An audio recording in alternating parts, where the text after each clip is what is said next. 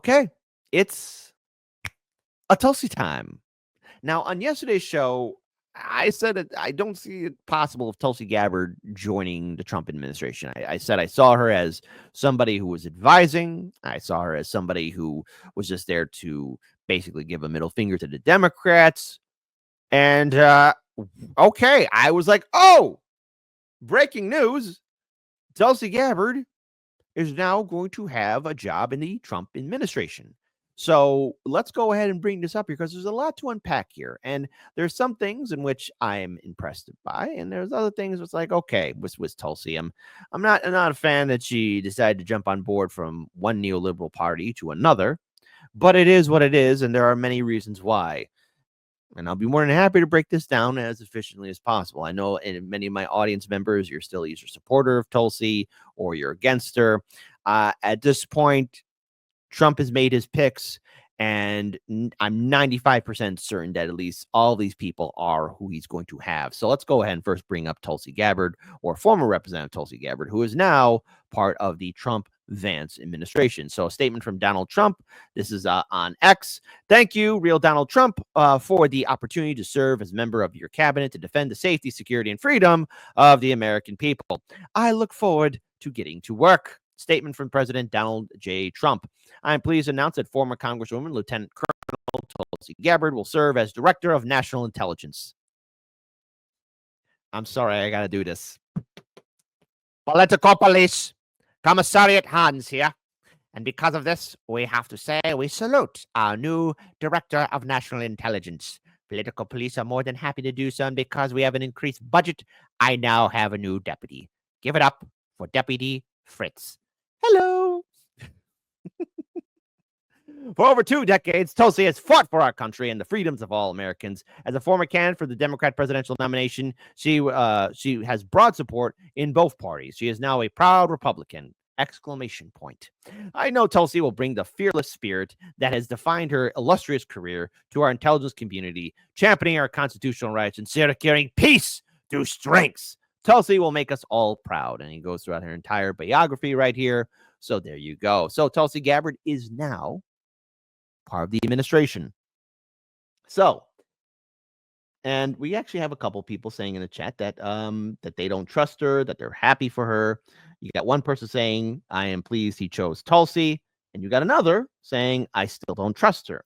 So it's 50-50 now. It's 50-50 now.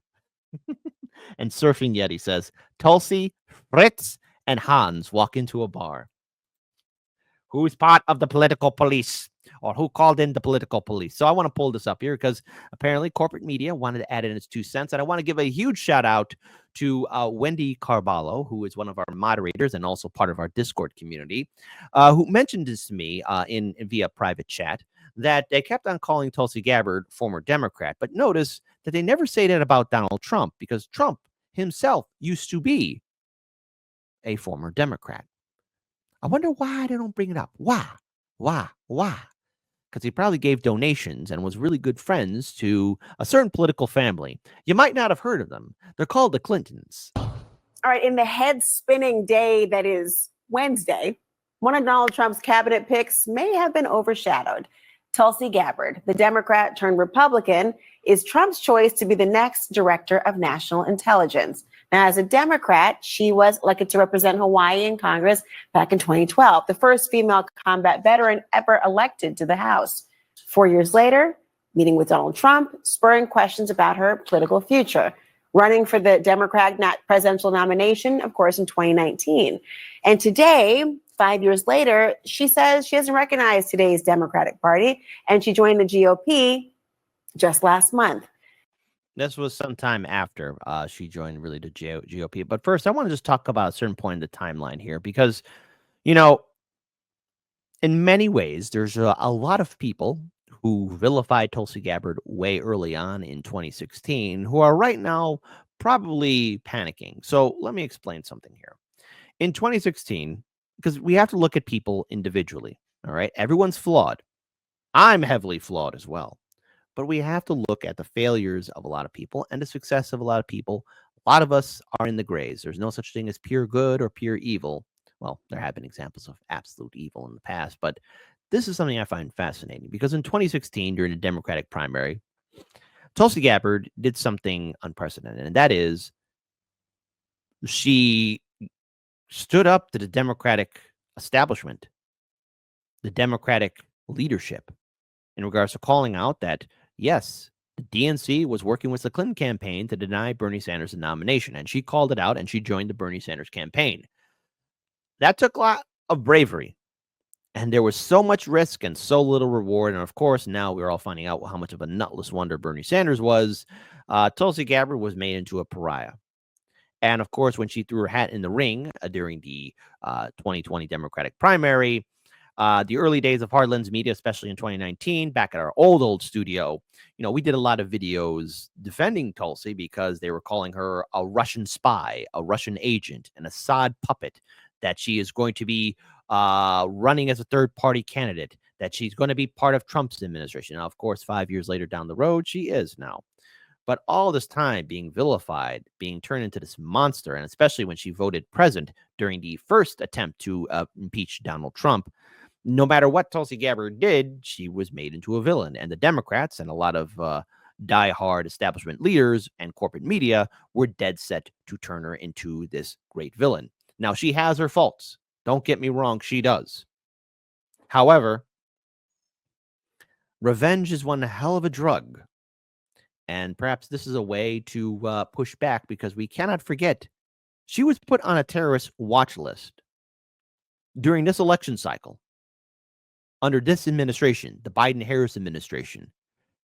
Now, I'm against that. Nobody under any presidential administration, Democrat or Republican, especially somebody who served in Congress and served in the National Guard. Again, you're calling her a Russian spy. You're calling her a Syrian spy. You're calling all these things about her, and you have no evidence or proof. You're just throwing stuff at the wall. And in this day and age where anything you post on social media is going to vilify you, okay, great. Where's the proof? Where's the evidence? What you're sending out is misinformation. And a person can only take so much before they snap.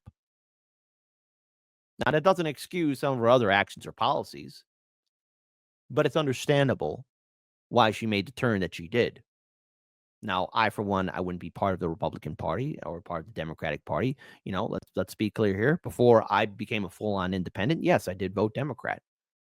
But after seeing how the Democratic establishment rigs primaries and are utterly hypocritical, when I questioned them, hey, me and Daniel were pushed aside by a lot of people too.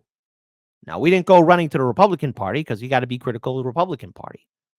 But I understand why she did what she did. But there's always a cost of doing what you do.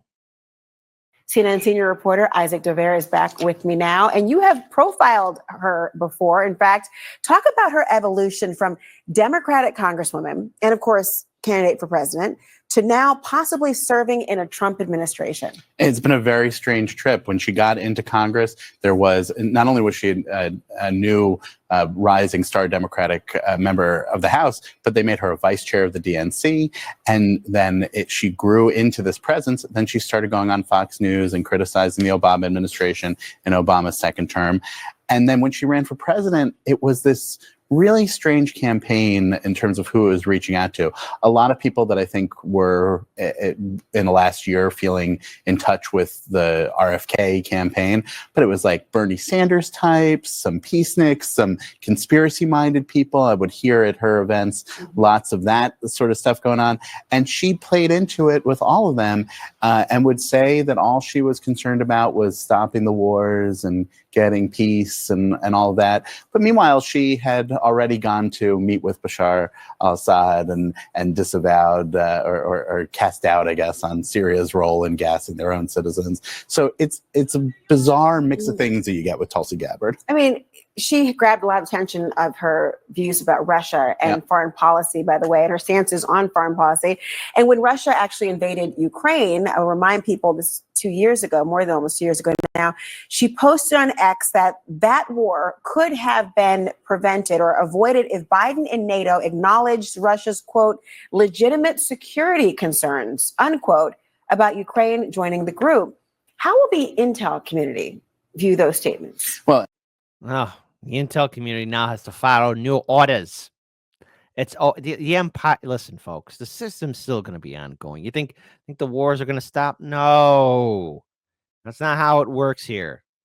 If you think it is, you're not paying attention. Now, ideally, I hope there are peace talks. I hope there is a ceasefire. But just so you guys know, yesterday and the previous other days, the media has been talking about, and it's the Biden-Harris administration has been trying to push more military aid, money, and weapons to both Ukraine and Israel before the administration is finally done. So this week, next week, the week after, next month, and just before the transfer of power in January, the Biden-Harris administration is giving money to more war. So, hey, way to make a big mess just before you leave, causing a potential World War III around the horizon. No time for peace, only time for war. You know, and that's a slogan for Warhammer 40K. I do hope that Trump's administration can pull something off, but let's face it, folks, with his pick of people, there might be some halt in the conflict, but there's not going to be a peaceful solution. But let's continue on. And by the way, the intelligence community, I mean, come on. Intelligence? What is that? The smart thing to do is not go to war, especially with a country that has weapons of mass destruction like Russia, or either that. The smart thing to do, especially over there in Israel, between the conflict between in Gaza that's happening there, and of course it's expanding in Lebanon and Iran. You know, don't ignite a war. Maybe stop it. But intelligence seems to be non-existent in DC. And it's not just that. She also tweeted about the biolabs that were around Ukraine, which is propaganda that started in Moscow, right? So this is someone who, at least in her director of national intelligence life, was buying into conspiracy theories and propaganda that were being produced by Russia. So is Russia like this appointment? I'd let Russia speak for itself, but it seems like that through... It's always just Russia, Russia, Russia. Look out, folks, it's the Russians. Does Russia like Tulsi? Does Tulsi like Russia? Is Russia in your house? Did Russia steal your lunch? What's going on? Out her last 5 or 6 years, there has been a real interest you can see among the Russia state media outlets in Tulsi Gabbard. When she was running for president in 2019, there were articles about her candidacy all the time. Not a lot of people were paying attention to her candidacy. Russia, RT, the TV station, others were. I remember asking her campaign about it at the time and asking her about it at the time, and they'd say, "Oh, I don't know what this is. I don't know why they're interested in us." But clearly, Russia sees something in Tulsi Gabbard that they find interesting. What could it be? We'll have to wait and see. All right.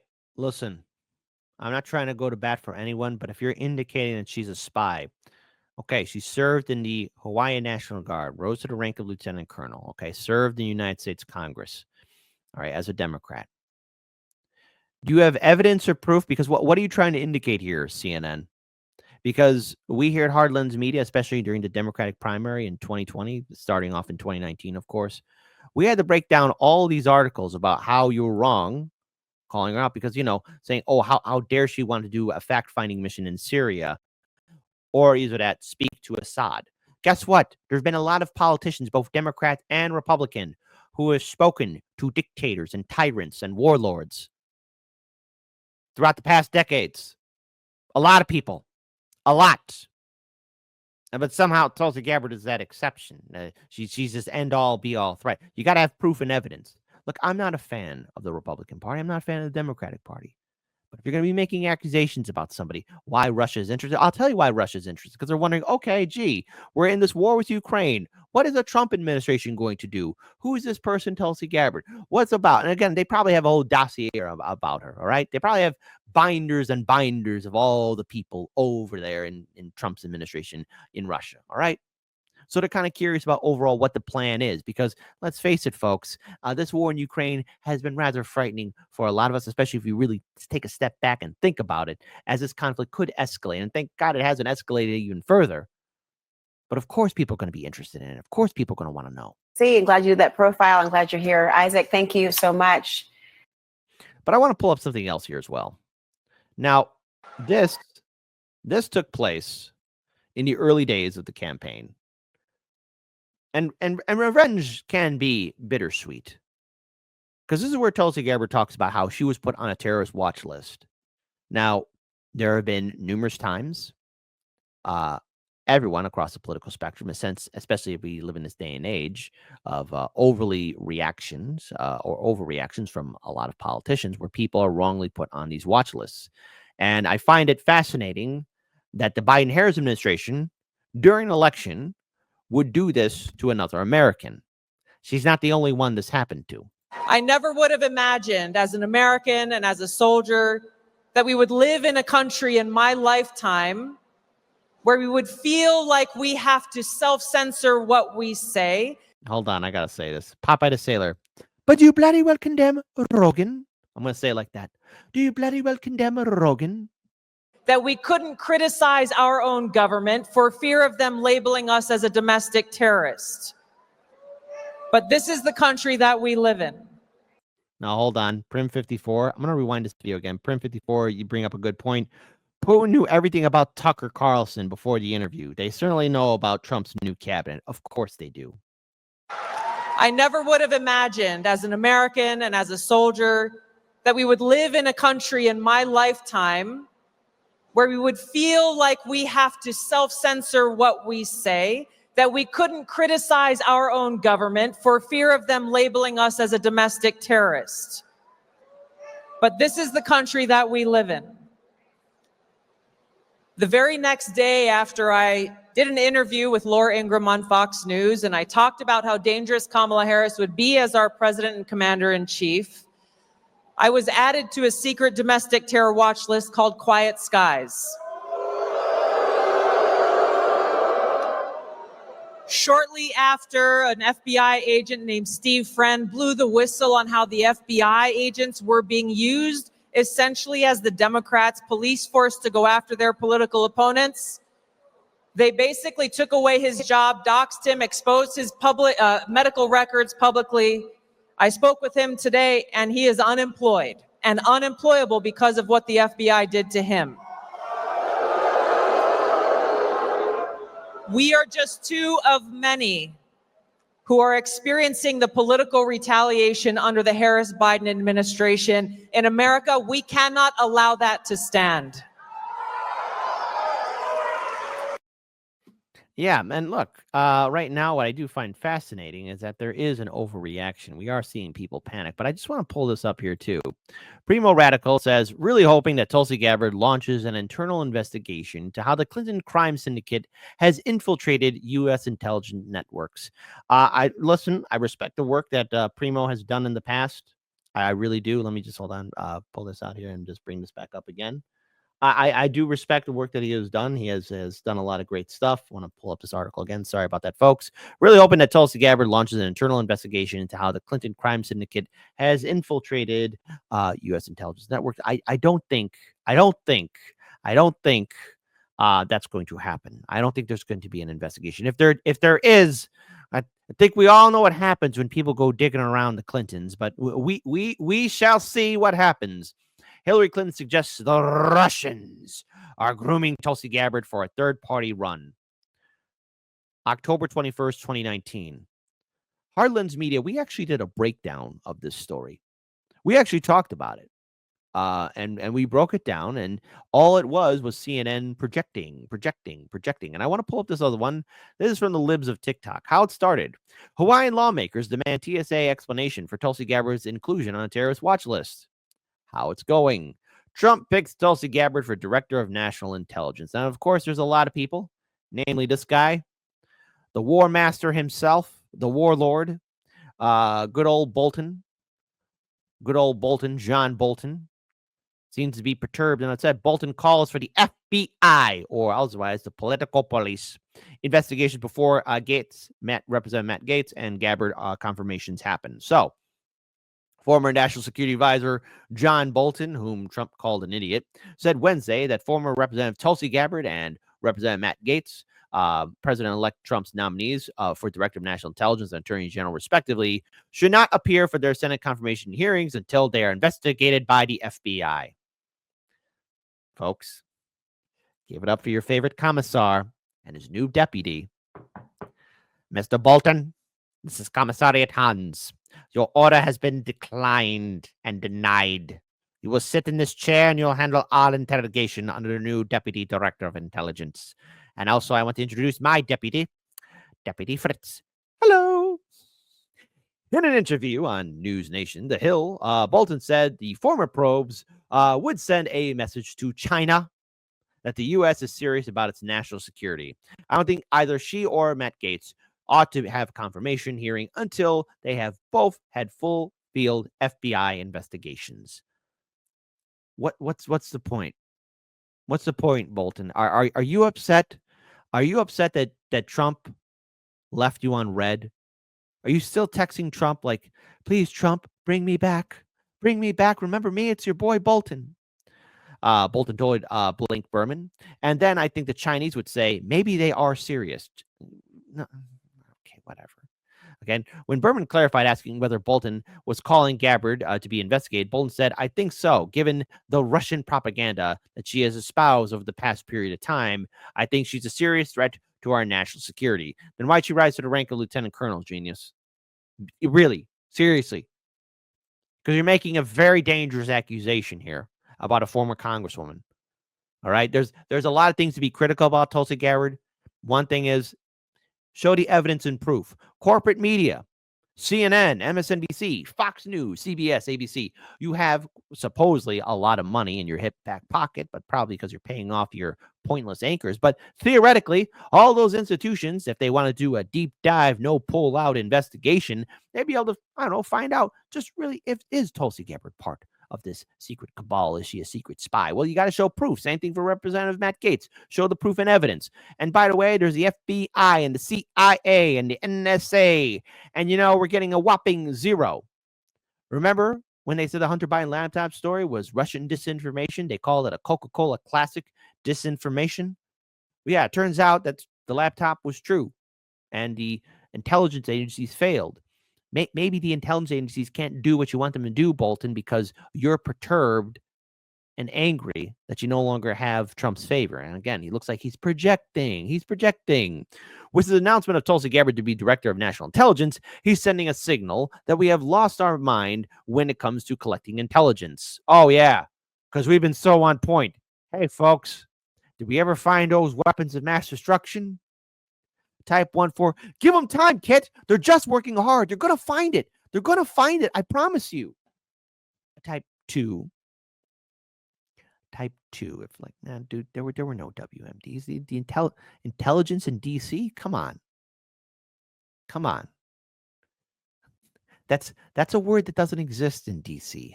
How dare you? I wonder how many 2s will be in the chat. I wonder. Watch, there's going to be like a 1. Be like, come on, Kit. Just give them time. Just give them time. They're going to find him.